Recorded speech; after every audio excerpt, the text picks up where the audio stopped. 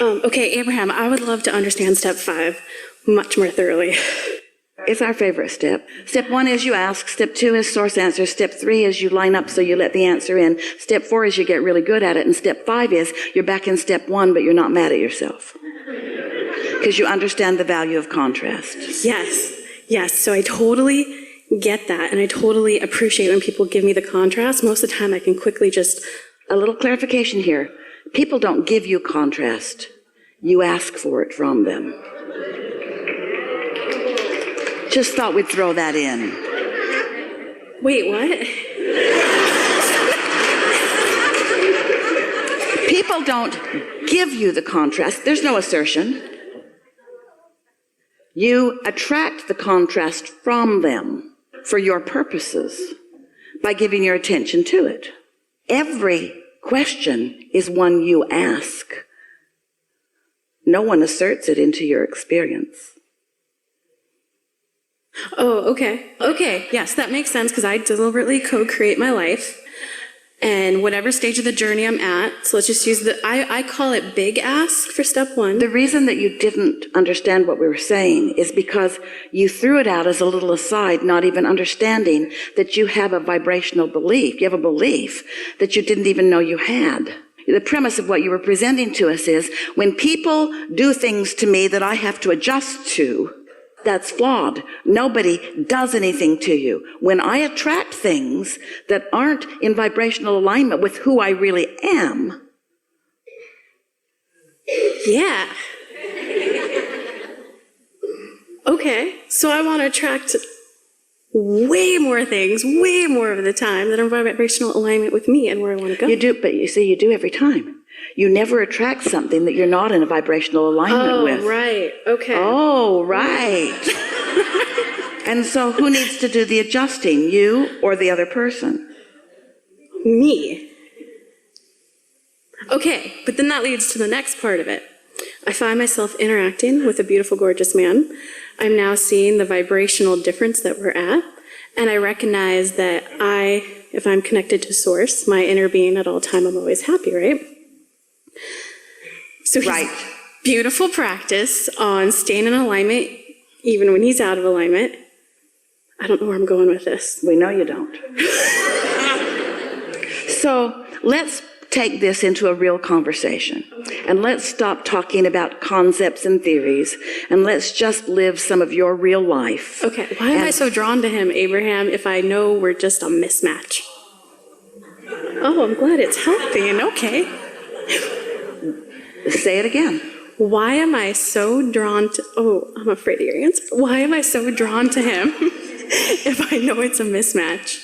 So earlier we said, you get what you think about whether you want it or not. So is being drawn to something attraction? Oh. So are you saying, why do I want this thing I don't want? Or why am I drawn to this thing I don't want? Hear the distinction? Oh, I think it's the second. So you say it. Why am I attracted to him when he's not what I want for a husband? Because you give your attention to that. And what you give your attention to is active in your vibration. Okay. Well, when you say it, it's so clear. Now we have a question for you. Okay. Why do you give so much attention to something you don't want? Well, can my life really be that good? Damn. So we have another question for you. Okay. Why do you not feel worthy of good things coming to you? Oh. I feel a need to defend myself right now. So we have another question. Okay. Why do you feel defensive? I guess I feel a need to justify why my life can be as good as it is. So that's what we want you to do. We want you to advocate for good things. That's how worthiness comes. But there's a difference between advocating for what you do want and defending against what you don't want. They're two different ends of the stick.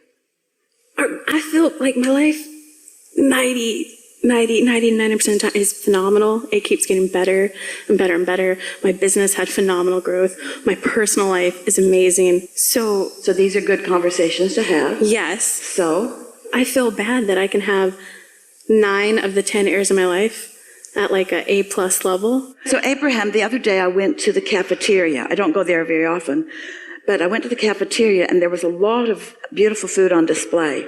And some of it I really like to eat, and some of it I don't like to eat at all.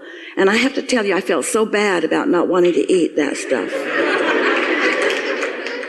Felt so bad about just wanting to eat the stuff I liked and not wanting to eat the stuff I don't want. And I know if I were a more virtuous person, that I would see it all as equal and I would eat it all with equal relish, but Okay.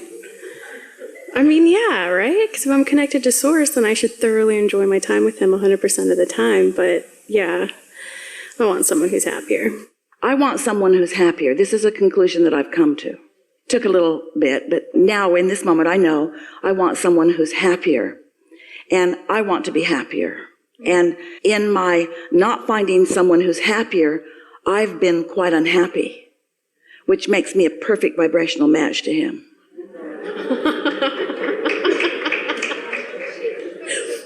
All right. I think I heard that. Because I still, like most humans, I believe more in action and words than I do in vibration. You can defend yourself if you want to. No, just awareness going off. I thought it was the opposite, but... It is on some subjects. That's what you're in the process of cleaning up. Most people have habitual thoughts, and the habitual thoughts keep bringing habitual results. And then they say, well, this and this and this and this and this are going well, but this isn't. And we say, check your thoughts. What are your thoughts about that? And some things you find more resonance with Source when you think them. Some things you find less resonance with Source when you think them. And we really, really like those experiences where you feel less resonance with Source, because it makes you want more resonance with Source, and it causes you to more finely tune your thinking in order to get what you want. Someone talked a moment ago about willpower, and we don't think willpower is a very good idea because it's really working it in a harder way. But there is a little bit of confusion. I'm not going to think about that. I'm not going to think about that. I'm not going to think about that. I'm not going to think about. Well, you're thinking about that thing you're not going to think about. So you have to know when to let things go. And the moment to let a subject go is when it doesn't feel good. Because if it doesn't feel good, it's not going to feel better by thinking about it longer. That should be a very long bumper sticker. It's the side of the bus bumper sticker. It's a paragraph bumper sticker.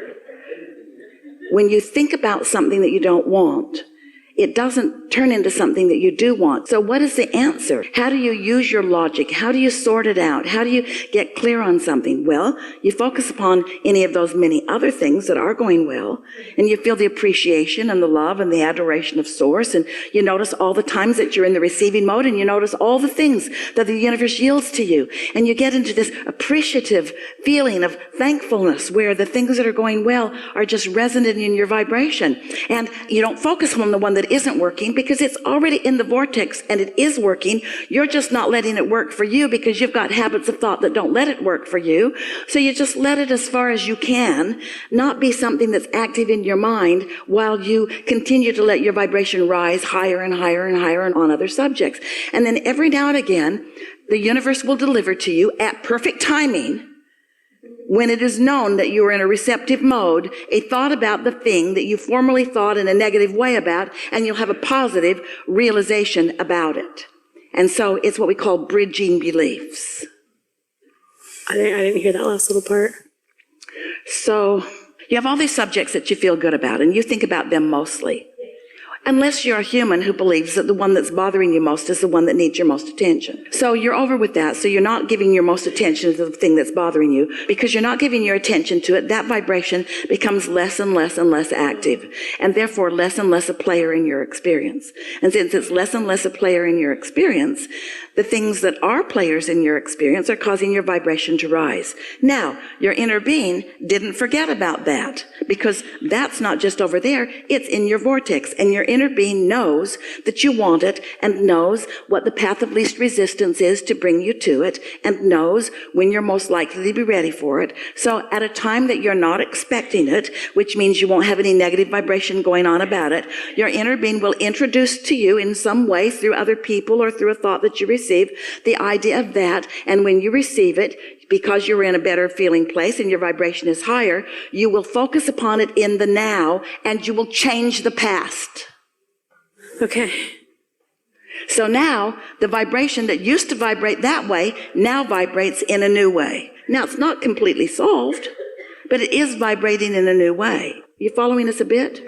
What we're really talking about here is understanding the distinction between step 1, which is when you ask and you're usually out of whack. Step 2, when source answers and you're usually not up to speed with what source is answering. And step 3, when you're letting it in.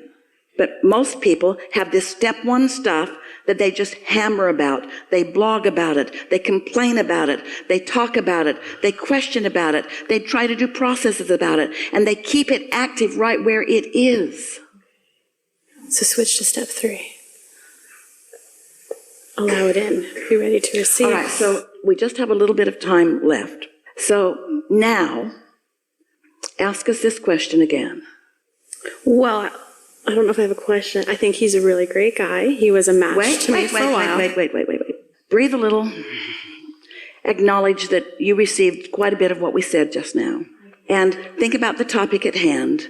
And now, from your new understanding, more important, from your new place of knowing, more important, from your new place of being, now, what did you want to know about that now?